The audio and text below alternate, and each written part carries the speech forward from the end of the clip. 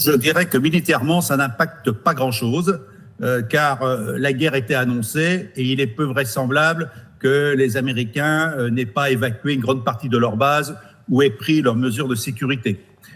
En revanche, le fait de frapper des bases américaines qui sont dans des États souverains pose quand même la question, on en parle beaucoup du droit international d'une certaine manière, ce sont des États non belligérants, tous les États arabes du Golfe, ils ne sont non belligérants et ils sont quand même attaqués sur leur territoire, même si ce n'est pas l'intermédiaire d'une base.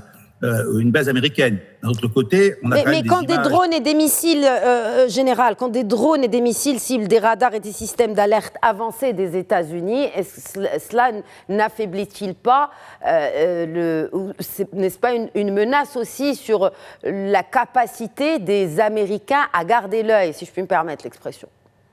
Non, bien sûr, quand vous détruisez un radar, ce qui reste à prouver si on a été détruit, bien entendu, quand vous frappez l'adversaire, c'est pour l'affaiblir.